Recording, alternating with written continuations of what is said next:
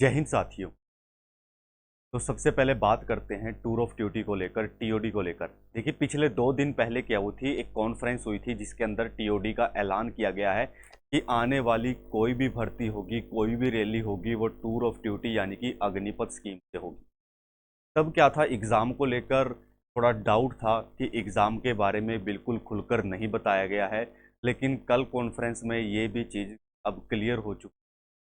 सरकार चाहती है कि अब कोई भी एंट्री हो वो अग्निपथ स्कीम से हो, पेंडिंग वाली कोई भी एंट्री ना ली जाए आपके आर्मी, एयरफोर्स और नेवी के अंदर। तो अब उन बच्चों का क्या कसूर है जो पिछले 2 साल से आर्मी एग्ज़ाम की तैयारी कर रहे हैं, और वो बच्चे जो पिछले 4 साल से आर्मी भर्ती का इंतजार कर रहे हैं और लगातार अपनी तैयारियों में जुटे हुए थे। हाँ जी, ऐसे बच्चे जो 3-4 साल से ग्राउंड के अंदर मेहनत कर रहे हैं, सुबह से शाम तक दोनों टाइम लगातार अपने शरीर को तोड़ रहे हैं सेना में जाने के लिए।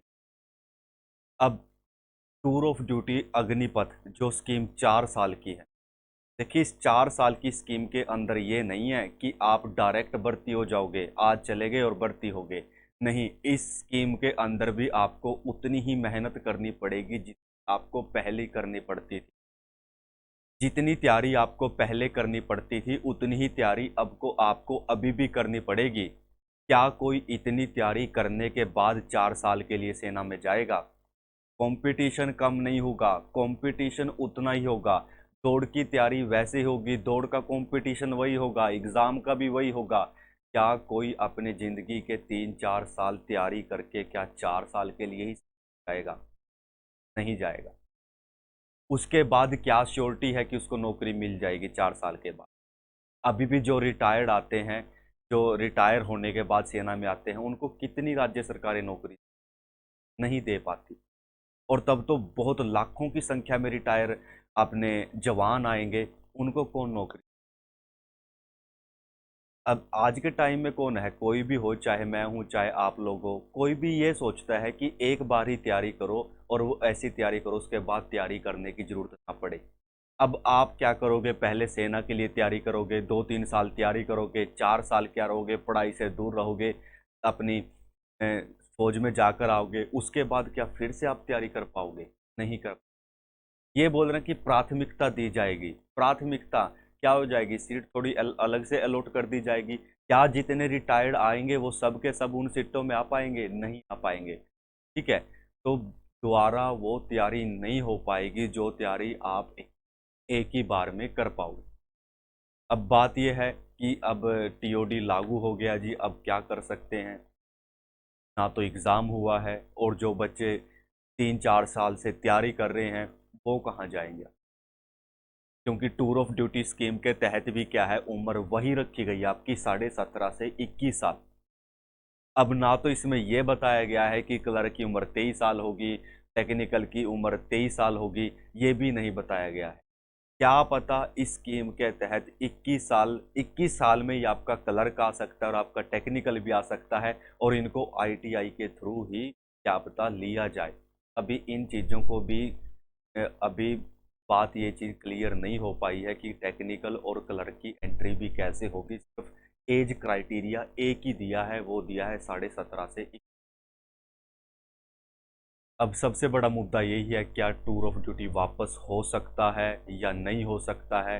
क्या हमारे एग्ज़ाम होने के चांसेस अभी भी हैं या नहीं? देखिए, कल क्या हुआ, बिहार यूपी के अंदर बड़े प्रदर्शन बच्चों द्वारा किए गए हैं। ठीक है, और वो बच्चों ने खुद किए हैं। उनको किसी किसी भी यूट्यूब वाले ने या किसी एकेडमी वाले ने नहीं बोला है, वो बच्चे अपनी इच्छा से अपने हकों के लिए खुद बाहर आए हैं निकल। तो ऐसा ही आप लोगों को करना पड़ेगा। देखिए, पिछले 2-3 साल से आप इंतजार कर रहे हैं एग्ज़ाम का, भर्ती का, लेकिन ना एग्ज़ाम और ना ही भर्ती। लेकिन अगर आपको अपनी मांगों को मनवाना है तो आपको खुद लड़ना पड़ेगा। चाहे आप प्रदर्शन करिए, चाहे आप कोर्ट का तरीका, दोनों रास्ते हैं।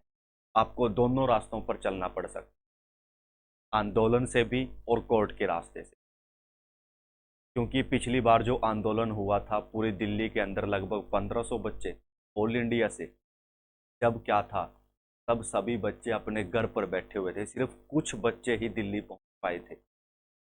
ये देखो कितने, जून के महीने की, अप्रैल जून के महीने की बात है, अप्रैल मई की, अप्रैल महीने, शायद अप्रैल की बात है। तो उस जंतर मंतर के अंदर सिर्फ कुछ ही बच्चे, देखो अब लाखों बच्चे ऐसे हैं जो एग्जाम की तैयारी कर रहे हैं, लाखों बच्चे ऐसे हैं जो एग्जाम की तैयारी कर रहे हैं, लेकिन पहुंचे कितने, सिर्फ 1500 बच्चे। लाखों बच्चे ऐसे हैं जो भर्ती की तैयारी कर रहे हैं, लेकिन फिर भी पहुंचे 1500 बच्चे। ऐसा नहीं है, तब भी यही डर था कि कहीं एग्जाम का ऐसा ना हो जाए कि कैंसिल कर दिया जाए, क्या पता ऐसा ना हो जाए कि भर्ती ही कैंसिल कर दी जाए अगली, लेकिन फिर भी बच्चे नहीं पहुंचे। देखिए, भर्ती आपने होना है, नौकरी आपने लगना है, हमें नहीं लगना, तो ये चीजें आपको ही करनी पड़े। अब हमें पता है कि आप लोगों ने कितनी तैयारी की है इस चीज, बहुत ज्यादा तैयारी की है आपने, इतना इंतजार किया है। भर्ती वालों की बात करें, भर्ती वाले क्या करते थे, सुबह सुबह से शाम तक अपना प्रैक्टिस, और शाम को भी प्रैक्टिस, अपनी डाइट को मेंटेन करना, और अपने खून पसीने की एक मेहनत लगाना कि भर्ती होना है, भर्ती आएगी, दौड़ की प्रैक्टिस है, दौड़ की प्रैक्टिस, लेकिन उस प्रैक्टिस से ज़्यादा, बहुत ज़्यादा मेहनत करना। प्रैक्टिस तो सब करते हैं, लेकिन वो बच्चे जो दिन रात खून पसीना बहाते हैं, इतनी मेहनत करते हैं बहुत, अब उनका क्या होगा। और एग्ज़ाम वाले बच्चे जिन्होंने क्या किया है, अपने अलग अलग इंस्टीट्यूट में या अपने घर पर रहकर बहुत ज़्यादा मेहनत, हमारे यहाँ पर भी बच्चे थे, लगभग दो दो, रात के दो दो बजे तक बच्चे पढ़ते थे, सुबह चार चार बजे उठकर बच्चे पढ़ते थे। अब उनका क्या कसूर, उन्होंने 2 साल अपने बर्बाद कर दिए इस आर्मी की तैयारी के लिए।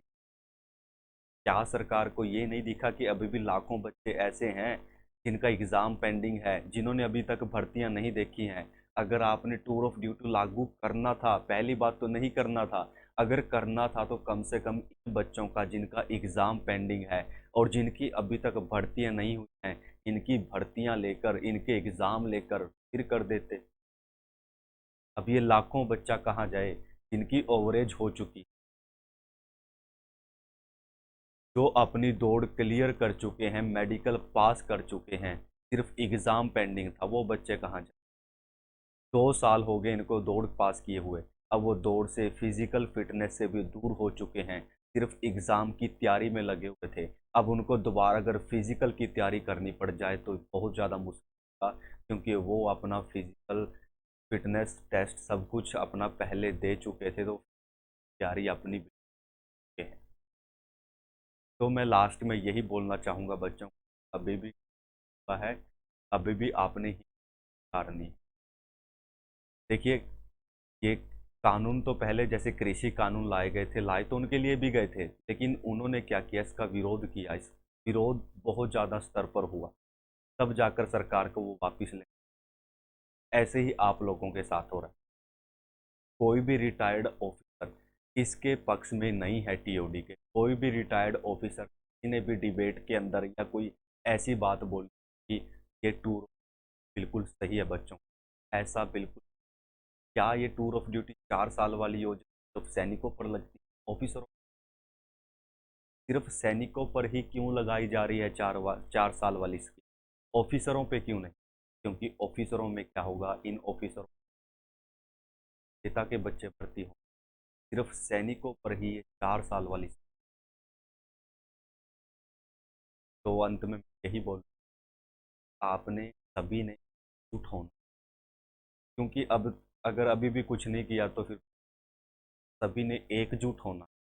चाहे आप कोई आंदोलन कर रहे हो तो सभी ने एकजुट होकर अगर आप कोर्ट की तरफ जाते हो तो सभी ने एक साथ जाना। कल बिहार में प्रदर्शन हो, आज राजस्थान में होने वाला है, सभी सेना कार्यालय में अपना विरोध प्रदर्शन करेंगे बच्चे, और शायद आज हिमाचल में भी बच्चे प्रदर्शन करने वाले।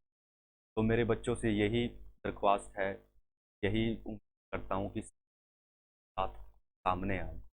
अब घर पे बैठने से फ़ायदा नहीं, क्योंकि जब तक ये बातें राष्ट्रीय स्तर पर, एक नेशनल लेवल पर नहीं जाएंगी तब तक कुछ भी। और ऐसा नहीं है कि बच्चे अब बिल्कुल, ये जो पहले ही सोच रहे थे कि हो जाएगा एग्ज़ाम, हो जाएगा, भर्ती आ जाएगी, नहीं आएगी, बिल्कुल क्लियर है। सरकार ने स्पष्ट कर दिया है कि 90 दिनों के अंदर टूर ऑफ ड्यूटी से भर्ती चालू हो जाए। तो आपके पास यही 2 ढाई महीने, आपके पास सिर्फ ये 2 ढाई महीने हैं, क्योंकि 3 महीने के बाद तो भर्तियां फिर से टूर ऑफ ड्यूटी से लागू हो जाएंगी, स्टार्ट हो जाएंगी। तो सभी बच्चों ने हिम्मत हारनी है और गलत काम नहीं करना है। ठीक है, हिम्मत नहीं हारनी। जैसे कल खबरें सुनने आ रही थी, सुसाइड कर, सुसाइड का नहीं है। इससे पहले भी हिमांशु लड़के ने, क्या उसको कुछ हुआ, क्या कोई फ़ायदा हुआ, क्या आपके लोगों की हुई, क्या एग्ज़ाम हुआ? तो उस लड़के के सुसाइड करने से क्या कोई फ़ायदा मिला आपको? नहीं मिला। तो इसका कोई भी हल नहीं। तो सभी बच्चों से मेरी यही प्रार्थना है कि सभी बच्चों के साथ आना है, एकजुट रहना है। ठीक है, तो चाहे आपका, आप जैसे बच्चों की तैयारी करने वालों की कोई कमी नहीं है, आप लोगों के साथ लाख इसके अंदर इस टाइम आर्मी में जाना चाहते हैं, आर्मी की तैयारी कर रहे हैं, एग्ज़ाम की तैयारी कर रहे हैं, एयरफोर्स एनरोलमेंट वाले हैं, जिनका सब कुछ क्लियर है, बस लिस्ट लिस्ट नहीं, उन बच्चों का क्या कसूर है? अगर आपने एग्ज़ाम कैंसिल करना था तो कोविड का बहाना क्यों लगाया गया हर बार? कोरोना का बहाना क्यों लगाया गया कि कोरोना की वजह से पोस्टपोन कर दिया जा रहा है, कोरोना पोस्टपोन कर दिया है? हर बार कोरोना की वजह से पोस्टपोन किया गया है आगे से आगे, और अंत लास्ट में आप ये बोल देते लेंगे। कहीं ना कहीं ये बच्चों के साथ बहुत ज़्यादा, कि इतनी, आर्मी में जाना आज के टाइम में आसान है। आप किसी भी नौकरी में, नौकरी की तैयारी कर लीजिए, आपको क्या करना पड़ेगा? ज़्यादा सिर्फ रिटन टेस्ट की तैयारी करनी, ज़्यादा से ज़्यादा आपको रिटन टेस्ट की तैयारी करनी। लेकिन इतना हार्ड फिजिकल शायद नहीं है, किसी भी आप जॉब की तैयारी करोगे इतना हार्ड फिजिकल आपको कहीं भी नहीं मिले, और ऐसा ही मेडिकल आपको मिलेगा जो आर्मी के। तो सबसे ज़्यादा उन बच्चों के साथ हुआ आर्मी की तैयारी करते, एग्ज़ाम देने, और आने वाले बच्चे तो आर्मी में जाना चाहते हैं, क्या वो सिर्फ 4 साल के लिए नहीं जाए? अरे वो 2 साल वेट कर लेंगे, 10वीं पास करके आर्मी में 2 साल वेट कर लेंगे, 2 साल और तैयारी कर लेंगे, लेकिन परमानेंट में जाने का तो मेरी बच्चों से लास्ट में ये प्रार्थना है, एकजुट, गलत काम नहीं करना है, और जो भी करना है सब एक साथ होकर जुल्म करते हैं, दोनों लड़ाई लड़नी, किसी एक से भी अगर काम बन जाए प्रयास करने, ऐसा नहीं है। अब जितने भी आपके डिफेंस पे हुए लोग हैं सब आपके साथ, क्योंकि कोई भी ऑफिसर जो रिटायर्ड है, जो सैनिक है, वो नहीं साथ ऐसा हो। अगर ये आज लागू हो, ऐसा ही रहे नहीं है। तो जो भी बच्चों से प्रार्थना है कि कोई आंदोलन करता है तो सभी ने एक साथ करना, अभियान हर एक कोने में आपको दे, लास्ट में